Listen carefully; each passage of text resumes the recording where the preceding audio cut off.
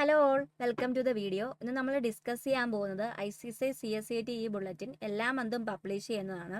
So അതിലെ paper 2 legal aptitude and logical റീസണിങ്ങിലെ കുറച്ച് ക്വസ്റ്റ്യൻസും അതിൻ്റെ പോസിബിൾ ആൻസേഴ്സും ആണ് ഇന്നിവിടെ പറയുന്നത്. സോ നമുക്ക് ഡയറക്റ്റ്ലി ഫസ്റ്റ് ക്വസ്റ്റ്യനിലേക്ക് തന്നെ പോകാം. First question, which of the following law or provision prohibits discrimination on grounds of religion? ഈ താഴെ കൊടുത്തിരിക്കുന്ന ഈ ഓപ്ഷൻസിൽ ഏത് നിയമം അല്ലെങ്കിൽ വ്യവസ്ഥയാണ് ഇവിടെ മതത്തിന്റെ അടിസ്ഥാനത്തിലുള്ള വിവേചനത്തെ നിരോധിക്കുന്നതായിട്ട് പറയുന്നത്?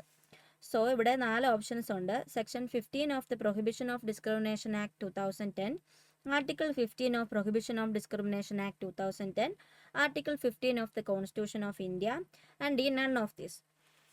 സോ ഇവിടെ പ്രൊഹിബിഷൻ ഓഫ് ഡിസ്ക്രിമിനേഷൻ ആക്ട് എന്നൊരു ഇത് കൊടുത്തിട്ടുണ്ട്. സോ അങ്ങനൊരു ആക്ട് നമ്മുടെ ലോയിൽ പറയുന്നില്ല. അങ്ങനൊരു ആക്ട് നമ്മുടെ ലോയിലില്ല. അങ്ങനൊരു ആക്റ്റും ഇല്ല, അതിൻ്റെ അണ്ടറിൽ വരുന്ന സെക്ഷൻസും ഇല്ല, അല്ലെ ആർട്ടിക്കിൾസും ഇല്ല. സോ ഫസ്റ്റ് 2 ഓപ്ഷൻസ് ഈ പ്രൊഹിബിഷൻ ഓഫ് ഡിസ്ക്രിമിനേഷൻ ആക്ട് എന്നുള്ള രീതിയിൽ കൊടുത്തിട്ടുള്ളത് കൊണ്ട് അത് രണ്ടും കൺസിഡർ ചെയ്യേണ്ട കാര്യമില്ല. പ്രൊഹിബിഷൻ ഓഫ് ഡിസ്ക്രിമിനേഷൻ ഉണ്ട്, പക്ഷെ അങ്ങനെ ഒരു ആക്ട് ഇല്ല എന്നാണ് ഇവിടെ പറയുന്നത്. സോ ഇനി എന്താണ് article 15 of the constitution of India എന്ന് നമുക്ക് നോക്കാം. ഇവിടെ religion, article 15 of the constitution of India പറയുന്നത് റിലീജിയൻ്റെ ബേസിലും റേസിൻ്റെ ബേസിലും കാസ്റ്റ്, പിന്നെ place of birth,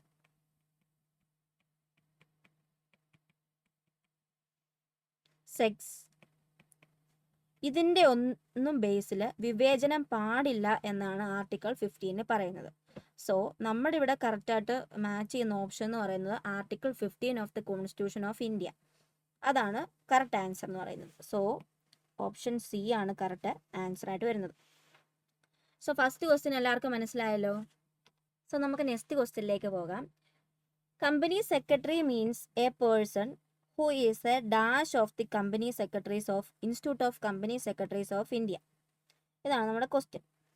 company secretary എന്ന് പറയുന്നത് institute of company secretaries of ഇന്ത്യയുടെ ആരാണ് എന്നാണ് ചോദിച്ചിട്ടുണ്ട്. Debtor, share holder, creditor, member, ഇങ്ങനെ 4 ഓപ്ഷൻസ് ആണ് ഇവിടെ കൊടുത്തിട്ടുള്ളത്.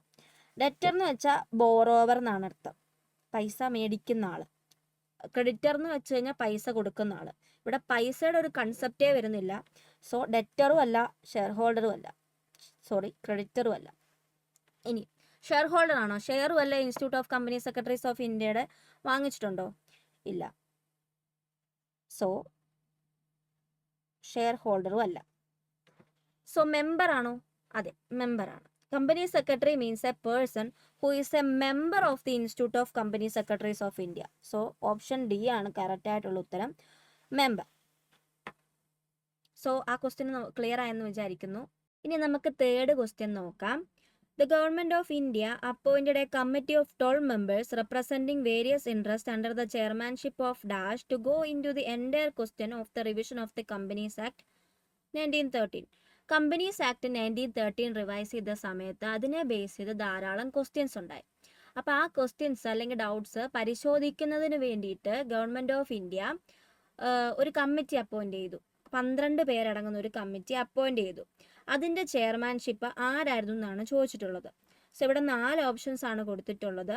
Shri justice V Balakrishna Eradi, Shri CH Bhabha, Shri Naresh Chandra, doctor JJ Irani.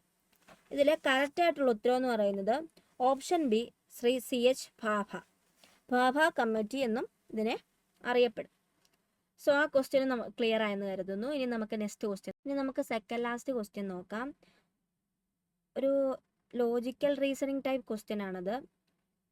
ഹോറോളജിസ്റ്റ് watches സ്മിതി ഡാഷ്. ഇവിടെ 4 ഓപ്ഷൻസും കൊടുത്തിട്ടുണ്ട്. ഹോറോളജിസ്റ്റ് വാച്ചസുമായിട്ട് റിലേറ്റ് ചെയ്യുന്നെങ്കിൽ സ്മിതി എന്തുമായിട്ട് റിലേറ്റ് ചെയ്തെന്നാണ് ചോദിച്ചിട്ടുള്ളത്. ഇനി ആരാണ് ഹോറോളജിസ്റ്റ് എന്ന് നോക്കാം. ഒരു ഹോറോളജിസ്റ്റ് എന്ന് വെച്ചാൽ ഒരു ടൈം കീപ്പിംഗ് ഇൻസ്ട്രുമെൻസിനെ കുറിച്ച് പഠിക്കുന്നതും അല്ലെങ്കിൽ അതിനെ ഡിസൈൻ ചെയ്യുന്നതും അല്ലെങ്കിൽ അതിനെ റിപ്പയർ ചെയ്യുന്നതായിട്ടൊരു വ്യക്തിയാണ് ഹോറോളജിസ്റ്റ്. അപ്പോൾ ഒരു നന്നാക്കുന്ന വ്യക്തി അല്ലെങ്കിൽ പ്രൊഡ്യൂസ് ചെയ്യുന്ന അല്ലെങ്കിൽ മേക്ക് ചെയ്യുന്ന വ്യക്തി എന്നുള്ള രീതിയിലാണ് ഹോറോളജിസ്റ്റ് വരുന്നത്. അപ്പോൾ സ്മിതി എന്ത് ജോലി ചെയ്യുന്ന ആളാണെന്നാണ് ചോദിച്ചിട്ടുള്ളത്, എന്തിനെ ബേസ് ചെയ്ത് ജോലി ചെയ്യുന്ന ആളാണെന്നാണ് ചോദിച്ചിട്ടുള്ളത്. ഇവിടെ കാറുണ്ട്, വെല്ലുണ്ട്, അയണുണ്ട്, എഞ്ചിനുണ്ട്. ഇങ്ങനെ 4 ഓപ്ഷൻസ് ആണ് കൊടുത്തിട്ടുള്ളത്. സ്മിതി ആരാന്ന് നോക്കാം. ഈ സ്മിതി എന്ന് പറയുന്ന ഒരു അയൺ അല്ലെ മെറ്റലുമായിട്ട് വർക്ക് ചെയ്യുന്ന ഒരു വ്യക്തിയാണ് സ്മിതി എന്ന് പറയുന്നത്. ഇവിടെ കറക്റ്റായിട്ടുള്ള ഓപ്ഷൻ നമുക്ക് കിട്ടുന്നത് ഓപ്ഷൻ സി അയൺ ആണ്. അയണിൽ വർക്ക് ചെയ്ത് അതിനെ കൺവേർട്ട് ചെയ്ത് മറ്റ് ടൂൾസ് ആക്കി മാറ്റുന്ന ഒരു വ്യക്തിയാണ് സ്മിതി എന്ന് പറയുന്നത്. So option C iron. നമുക്ക് ലാസ്റ്റ് ക്വസ്റ്റ്യൻ ഡിസ്കസ് ചെയ്യാം. Arrange the given in meaning order. താഴെ കൊടുത്തിരിക്കുന്നത് മീനിങ് ഓർഡറിൽ അറേഞ്ച് ചെയ്യാനാണ് പറഞ്ഞിട്ടുള്ളത്. First one byte, second one megabyte, third one kilobyte, fourth one terabyte, fifth one gigabyte. എന്ന് പറയുന്നത് കമ്പ്യൂട്ടറിനെ ബേസ് ചെയ്തിട്ടുള്ള ഒരു കാര്യമാണ് ഈ ബൈറ്റ്സ് എന്ന് പറയുന്നത്. സോ എന്താണ് ബൈറ്റ്സ് എന്ന് നോക്കാം. ബൈറ്റ് എന്താണെന്ന് നോക്കാം. ഒരു ബൈറ്റ് എന്ന് പറയുന്നത് 8 ബിറ്റ്സ് ചേരുന്നതാണ്. ഒരു കിലോ ബൈറ്റ് എന്ന് പറയുന്നത് 1024 ബൈറ്റ് ചേരുന്നതാണ്.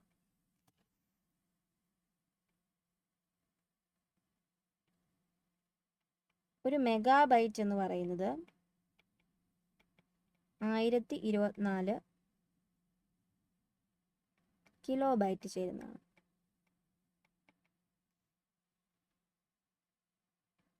ഒരു ഗിഗാബൈറ്റ് എന്ന് പറയുന്നത് 1024 മെഗാബൈറ്റ് ചേരുന്നതാണ്. ഒരു ടെറാബൈറ്റ് എന്ന് പറയുന്നത് 1024 ഗിഗാബൈറ്റ് ചേരുന്നതാണ്. സോ ഇതാണ് ഇതിൻ്റെ ഓർഡർ വരുന്നത്. ഫസ്റ്റ് വൺ വരുന്നത് byte, second one kilobyte, third one megabyte, fourth one gigabyte, fifth one terabyte.